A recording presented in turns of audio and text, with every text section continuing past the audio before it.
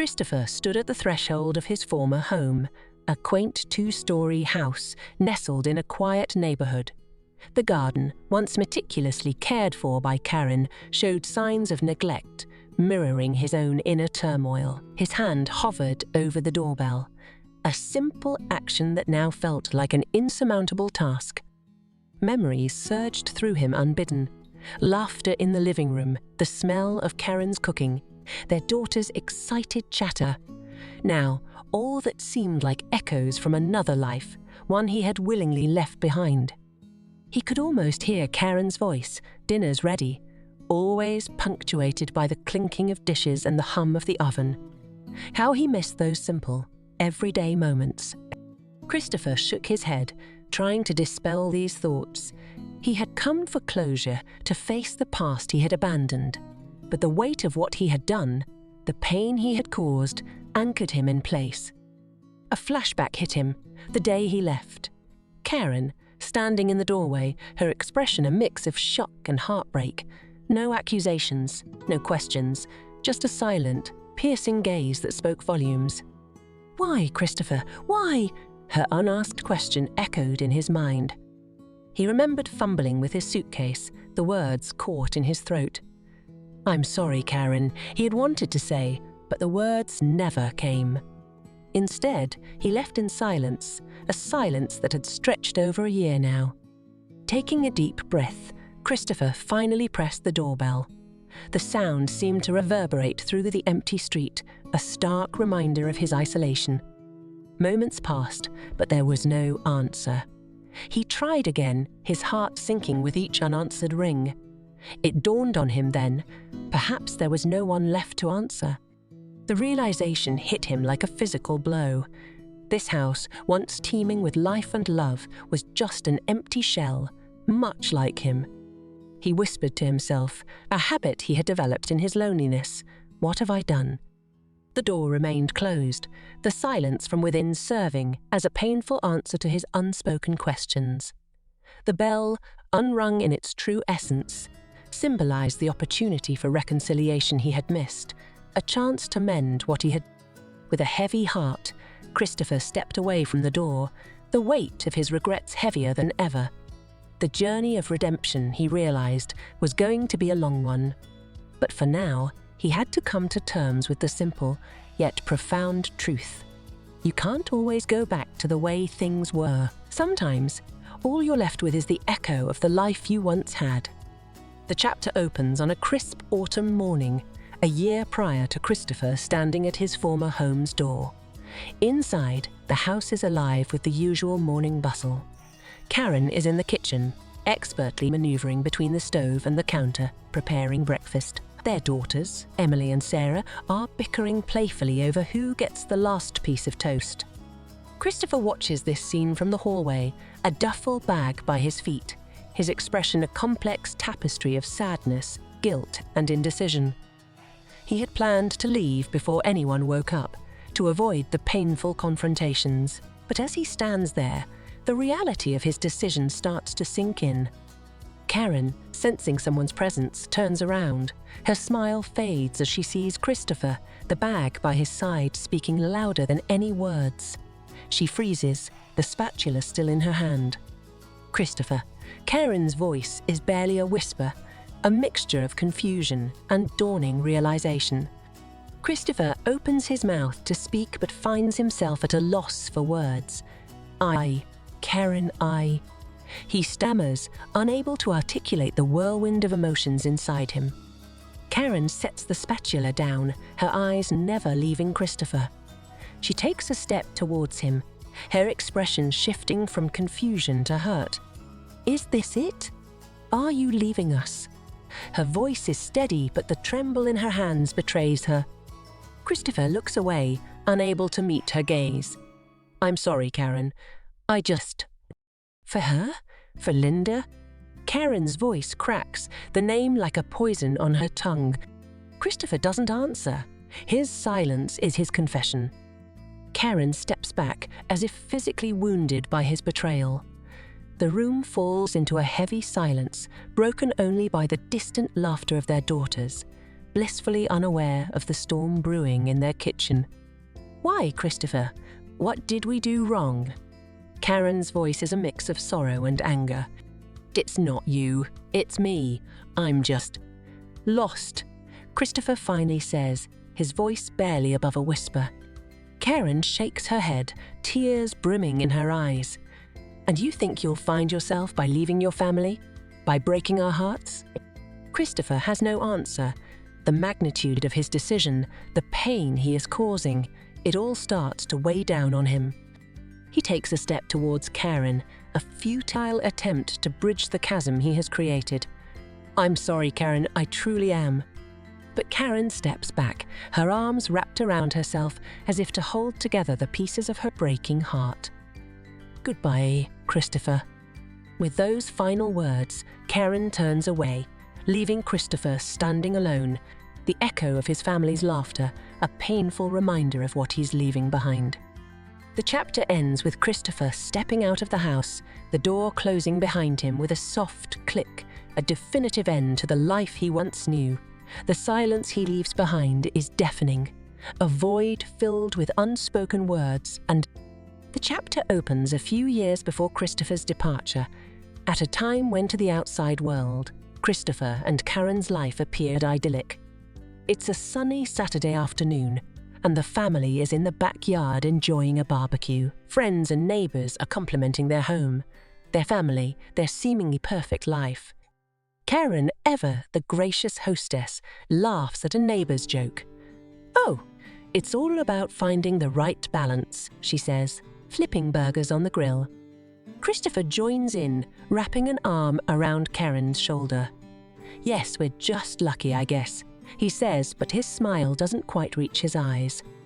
Their daughters, Emily and Sarah, are playing with friends, their laughter filling the air. Everything seems picture perfect. Later that evening, after the guests have left and the kids are in bed, Karen and Christopher sit on the porch, sipping wine. The air is filled with a comfortable silence. Karen breaks the silence, her voice tinged with concern. "You've been quiet today." Christopher looks at her, his mind wrestling with thoughts he's been afraid to voice. "I don't know, Karen. Lately, I've been feeling like something's missing." Karen frowns. "Missing? In what way?" "It's hard to explain. Everything seems perfect, yet I feel unfulfilled," Christopher confesses, his voice low. Karen reaches for his hand. "We can work through it, whatever it is. We always do." Christopher nods, but the doubt remains. "I hope so, Karen. I really do."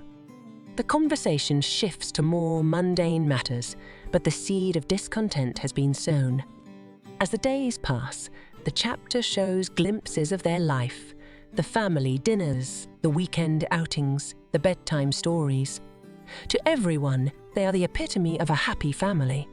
But behind closed doors, one evening, as Karen is folding laundry, Christopher sits down beside her. "Karen, do you ever feel like you're just going through the motions?" Karen pauses, looking at him. "Sometimes, but then I look at our family, our life, and I feel grateful." "Aren't you happy, Christopher?" "I don't know, Karen. I feel like I'm trapped in a life I'm supposed to love, but..." "But what?" Karen's voice is filled with worry. Christopher sighs, "But I'm not sure if it's the life I want." Karen is taken aback, hurt flickering in her eyes. "I don't understand." Christopher stands up, pacing. "That's just it, Karen. It's what we're supposed to want, but what if it's not enough?" Karen watches him, her heart sinking. "So, what are you saying?" Christopher stops, his expression tormented. "I don't know, Karen. I really don't." The chapter ends with Karen sitting alone, the folded laundry forgotten as Christopher walks away. The facade of their perfect life is cracking, revealing the truth of a man lost within his own life and a woman grappling with the fear of what this might mean for their family. The chapter opens with Karen sitting at the kitchen table, surrounded by bills and paperwork. It's been several months since Christopher left, and the initial shock has given way to a stark new reality. She's now the sole provider and caretaker for Emily and Sarah. Her friend, Lisa, sits across from her, sipping coffee. "How are you holding up?" Lisa asks, her concern evident. Karen sighs. "It's tough, Lisa. I never imagined being a single mom. But you're doing an amazing job, Karen. Have you thought about going back to work?" Lisa suggests gently. Karen nods. "I've started looking. It's been so long since I've had a job. I'm a bit nervous." "You'll be great. You always were a quick learner and hard worker," Lisa encourages. The scene shifts to Karen preparing for a job interview. She's in front of the mirror, trying to appear confident. Emily and Sarah watch her.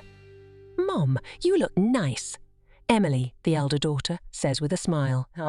Sarah, the younger one, adds, "Yeah, you're going to get the job for sure." Karen smiles at them, her heart swelling with love and determination. "Thanks, girls." At the job interview, Karen is initially hesitant but gradually finds her footing. The interviewer, Mr. Thompson, seems impressed. "You've been out of the workforce for a while, Mrs. Anderson. What makes you think you're ready to jump back in?" Mr. Thompson asks. Karen responds confidently, "I've managed a household and raised 2 wonderful daughters. I believe the skills and dedication that took are transferable to any workplace." Mr. Thompson nods. "That's a good perspective. We'll be in touch." Karen leaves the interview feeling hopeful. The chapter continues to show her juggling job hunting with taking care of her daughters, showcasing her resilience and determination. One evening, as she tucks Sarah into bed, Sarah asks, "Mummy, will Daddy ever come back?" Karen pauses, her heart aching. "I don't know, sweetheart, but we'll be okay no matter what. We have each other." The chapter ends with Karen receiving a call. She's been offered the job. She accepts with a mix of relief and pride. She looks at a photo of her and Christopher with the girls, a bittersweet smile on her face. "We're going to make it," she whispers to herself, a sense of newfound strength and independence rising within her. The chapter closes as Karen begins to rebuild her life, showing the power of resilience and the enduring love of a mother for her children, even in the face of life's most challenging moments. The chapter opens in Christopher's new apartment, which he shares with Linda. The space is modern and stylish, a stark contrast to the warm, family-oriented home he left behind. Christopher is sitting on the sofa, staring blankly at a photo of his daughters, his expression one of deep sadness and regret.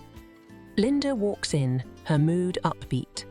"Chris, I've been thinking about a vacation, maybe Europe. Just the 2 of us." Christopher looks up, the photo still in his hand. "Linda, I was thinking, maybe it's time I tried to reconnect with my daughters." Linda's expression changes, a flicker of annoyance crossing her face. "Really, Chris? We've talked about this. You need to move on. But they're my daughters, Linda. I miss them." Christopher's voice is filled with longing. Linda sits beside him, her tone firm. "Chris, you chose this life with me." The conversation is interrupted by Linda's phone ringing. She answers and her face lights up with excitement. "Yes, Dr. Roberts. Really? That's amazing news." Christopher watches her, puzzled. "What's going on?" Linda ends the call and turns to him, a broad smile on her face. "I'm pregnant, Chris. We're going to have a baby." Christopher is taken aback, a mix of surprise and apprehension. "A baby? Linda, are you sure we're ready for this?" "Of course we are. This is what we wanted, right?" Linda's excitement doesn't wane. Christopher tries to share her enthusiasm, but his doubts are evident. The chapter progresses with Linda's pregnancy advancing and Christopher's internal conflict growing. One evening, they are discussing baby names.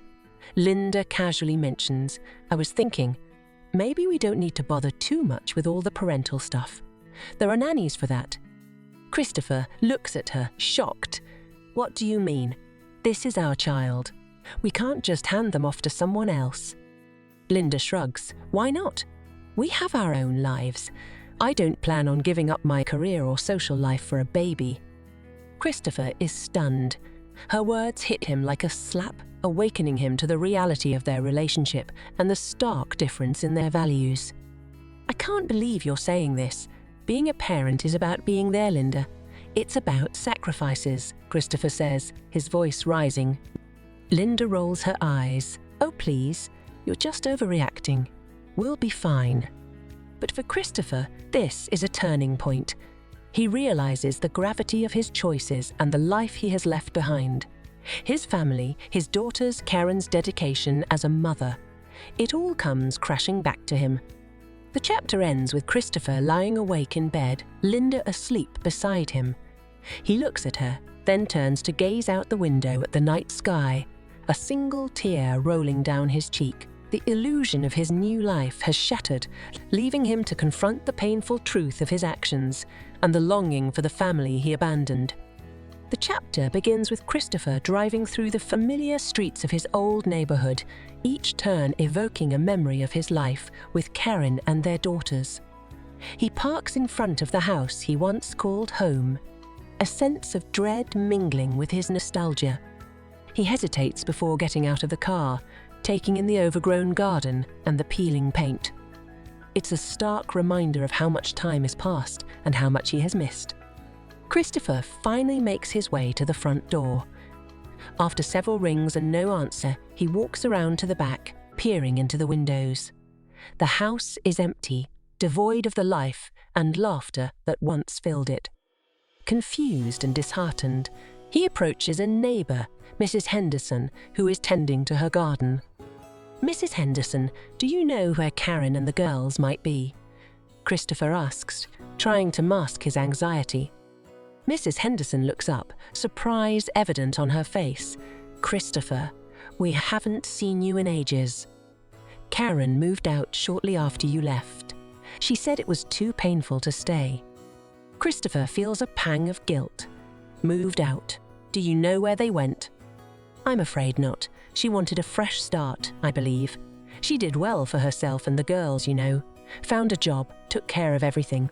And they have a new addition to the family now, Mrs. Henderson adds. A new addition. Christopher's heart skips a beat. Yes, a baby boy. Born just a few months ago, she says, observing Christopher's shocked expression. Christopher stumbles back, overwhelmed by the news. A baby boy? I didn't even know. Mrs. Henderson gives him a sympathetic look. Karen went through a lot, Christopher. She had to rebuild her life. Christopher nods, his mind reeling. Thank you, Mrs. Henderson. As he walks back to his car, the reality of his decisions fully sinks in. His family had moved on without him, grown in his absence. The pain of this realization is acute. Sitting in his car, Christopher breaks down, tears streaming down his face. He speaks aloud to himself, a habit born from too many solitary nights. What have I done? I've lost everything that mattered. The chapter ends with Christopher driving away from the neighborhood, the image of the empty house etched in his memory. He understands now the full extent of his loss and the pain he has caused. The home he had once cherished was no more, replaced by the consequences of his choices. As he drives into the night, Christopher is filled with a profound sense of remorse and a longing to make amends, even if he knows some things can never be fully repaired. The chapter closes on this note of painful realization and introspection, setting the stage for Christopher's journey towards redemption.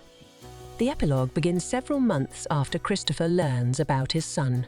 He's sitting in a small, sparsely furnished apartment, the decor a far cry from the warm, family-oriented home he once shared with Karen and their daughters. It's late, and he's staring at a single photo on the table, a picture of Karen and their children, including the baby boy he never knew.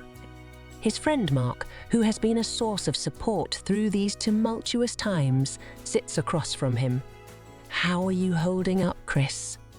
Mark asks, concern evident in his voice. Christopher looks up, his eyes tired but resolute. I'm getting by, Mark, but I know I need to make things right. Or at least try. Mark nods. Have you thought about how you're going to do that? I want to write to them, a letter, to apologize, to explain, not to make excuses, but to let them know I'm sorry for the pain I've caused, Christopher says, his voice heavy with emotion. That's a good start, Chris, but you have to be prepared. They might not want to hear from you, Mark cautions gently. Christopher nods, a sad smile on his face. I know, and they have every right to feel that way, but I owe it to them and to myself to at least. The scene shifts to Christopher writing the letter. He pours his heart out onto the paper, apologizing, acknowledging his mistakes, expressing his love and regret. It's the most challenging thing he's ever written. The next day, he mails the letter, feeling a mixture of relief and apprehension. Weeks pass. Christopher starts attending therapy, working to understand his actions and learn from his mistakes.